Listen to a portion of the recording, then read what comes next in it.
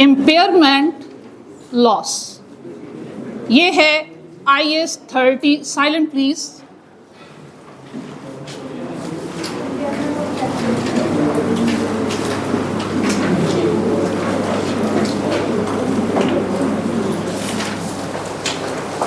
इस कॉन्सेप्ट में क्या है? इस कॉन्सेप्ट में ये है, मुझे एक बात बताओ, एसेट जिस प्राइस पे परचेज किया वो क्या है? कॉस्ट। हमने भाई ₹10 मिलियन का एसेट परचेज किया, एसेट को यूज किया और बेनिफिट जो अब तक ले चुके वो कहाँ जा चुका? लिखना नहीं है, गौर से इधर बात सुननी है। कॉपी पेंसिल सब कुछ छोड़ दीजिए। हाँ जी, अब बढ़िए इधर बेटे। हमने 10 मिलियन का एसेट परचेज किया। जब परचेज किया 10 मिलियन पे रिकॉर्ड किया और हमें लगा कि इसकी जितनी भी हमने लाइफ प्रेडिक्ट की हुई है, ये ड्यूरिंग यूजफुल लाइफ हमें इतने का बेनिफिट देगा। अब 3 इयर्स में हम 3 इयर्स इसको यूज कर चुके, बेनिफिट ले चुके। जो बेनिफिट ले चुके हैं वो एक्सपेंस आउट होकर डेप्रिसिएशन के नाम से कहाँ जा चुका? इनकम स्टेटमेंट में। और हमने उस एक्यूमुलेटेड डेप्रिसिएशन को माइनस किया, सपोज वो आई 4 मिलियन, तो मेरे पास कैरिंग अमाउंट या बुक वैल्यू कितनी? 6 मिलियन। बुक वैल्यू को मैं कैसे डिफाइन करूंगी? आपकी नॉन करंट एसेट की कॉस्ट का वो पोर्शन जिससे मैंने इन फ्यूचर बेनिफिट लेना है। जो बेनिफिट लिया जा चुका वो डेप्रिसिएशन का एक्सपेंस बन के इनकम स्टेटमेंट में वफात पा चुका। अब नॉन करंट एसेट की कॉस्ट का वो पोर्शन जिससे मुझे लगता है कि फ्यूचर में बेनिफिट मुझे होगा, वो कितना है? 6 मिलियन। अब जनाब रिवैल्यूएशन सब्सिक्वेंट मेजरमेंट में पड़ा आईपी है या आपका पीपीई है। हम रेगुलर बेसिस पे फेयर वैल्यू को फोरकास्ट करते। अब मैंने क्या किया, मैंने प्रेडिक्ट की इसकी फेयर वैल्यू और मुझे लगा कि भाई जो फेयर वैल्यू है ये कितनी होगी अगर मैं इसको बेचना चाहूं, तो भाई ये कितने में बिक जाएगा? 4 मिलियन में। और फिर मैंने कैलकुलेट किया कि अगर मैं इसको नहीं बेचती बल्कि इसको रेगुलर बेसिस पे यूज करती हूं तो वैल्यू बाय यूजिंग मुझे बेनिफिट कितना मिलेगा। मैंने वो कैलकुलेट किया। भाई अगर मैं एसेट को यूज करती हूँ मुझे बेनिफिट मिलता है सपोज 5 मिलियन का। मैं परेशान हो गई। मैंने कहा, मैंने अपनी बुक्स में रिकॉर्ड किया हुआ है कि मुझे इससे कितने का बेनिफिट मिलेगा? 6 मिलियन का। लेकिन बेनिफिट 2 ही तरीकों से मिल सकता है, या यूज करके या बेच के। मैंने अपनी वर्किंग को दोबारा से जब किया और मुझे पता चला कि इन फ्यूचर जो जितनी इसकी रिमेनिंग यूजफुल लाइफ रह गई हुई है, मैं अगर इसे यूज करूंगी तो ये मुझे फ्यूचर में 6 मिलियन का बेनिफिट नहीं देगी, बल्कि कितने का बेनिफिट देगी? 5 मिलियन। मुझे तो 6 मिलियन का बेनिफिट मिलता हुआ नजर नहीं आ रहा। अच्छा, यूज करने से इतना फायदा नहीं हो रहा। मैं इधर चली गई, फेयर वैल्यू को फोरकास्ट किया, मार्केट में गई, अंदाजा लगाया कि भाई मैं सोच रही थी कि मुझे 6 मिलियन का रिमेनिंग लाइफ में बेनिफिट देगा, नहीं दे रहा। कितने का बेनिफिट देगा? 5 मिलियन का। मैंने कहा नहीं, छोड़ो, इसको बेचते हैं। जब मार्केट में असेस किया तो पता चला भाई बेचने से भी जो मुझे नेट रियलाइजेबल वैल्यू रियलाइज होगी वो कितनी है? 4 मिलियन। किसी सूरत में मुझे 6 मिलियन का बेनिफिट मिलने नहीं वाला। इसका मतलब है कि मेरी बुक्स में एसेट्स ओवर वैल्यूएट हुआ हुआ है, मेरी बुक्स में बिजनेस ओवर वैल्यूएट हुआ हुआ है। फिर मुझे क्या करना चाहिए? जितनी अमाउंट से ओवर वैल्यूएट हुआ हुआ है उस अमाउंट को मैंने उसमें से माइनस करना है, लोअर वैल्यू पे रिकॉर्ड करना है। लॉस को मैंने रिकॉर्ड करना अंडर प्रूडेंस कॉन्सेप्ट। और उसको रिकॉर्ड करने का तरीका कार क्या होता है?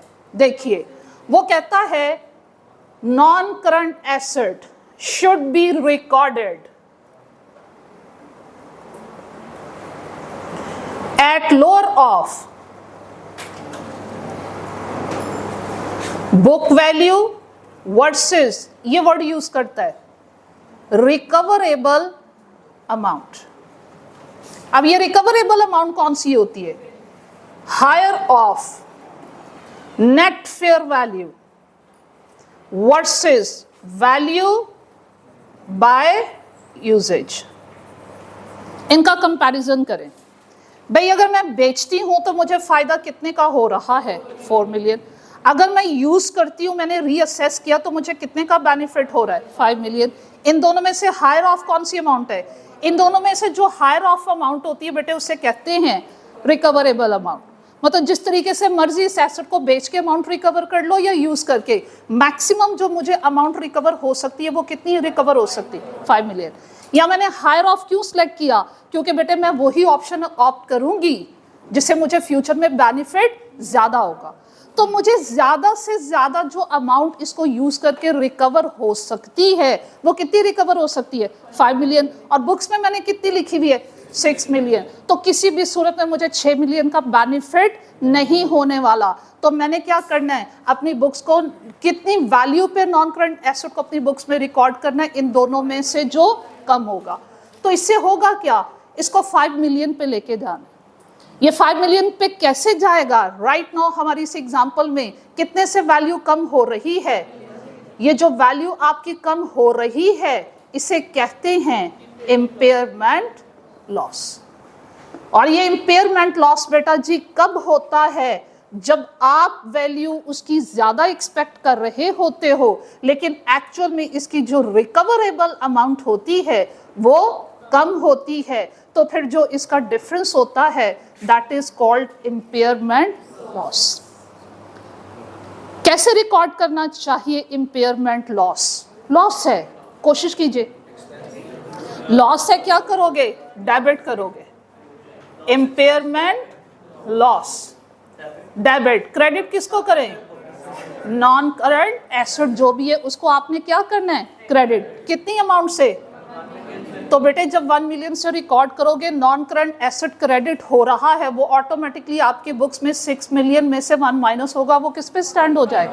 5 मिलियन। क्या कॉन्सेप्ट समझे हो? चलो बताइएगा how to calculate impairment loss.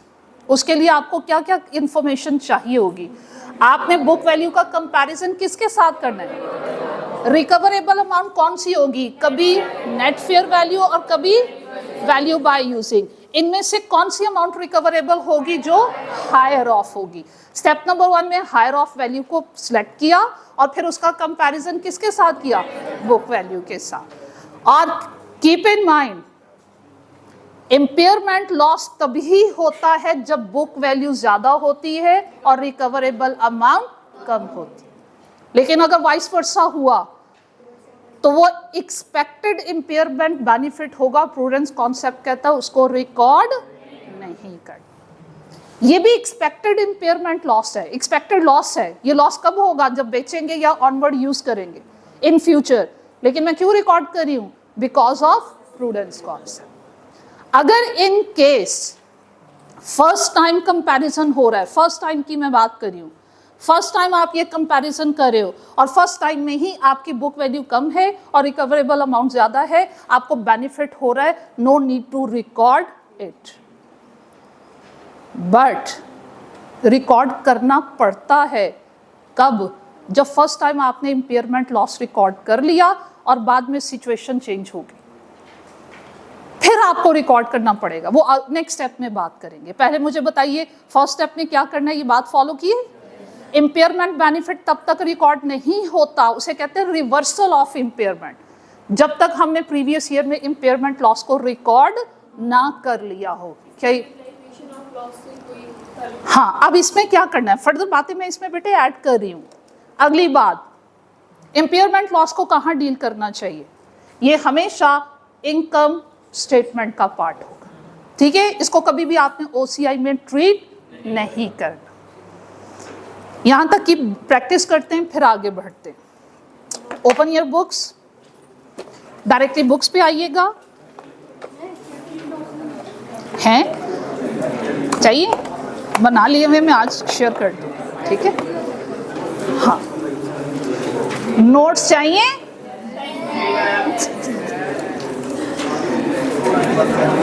सिर्फ गर्ल्स ग्रुप में? नहीं भाई, बच्चे भी बहुत अच्छा पढ़े, उनको भी देते हैं, वो बदीद हैं तो क्या करें।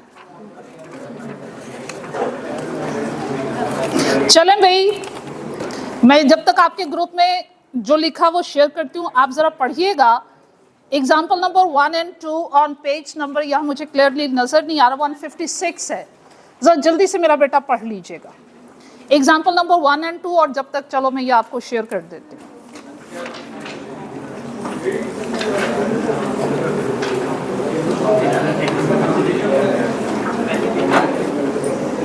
Pause.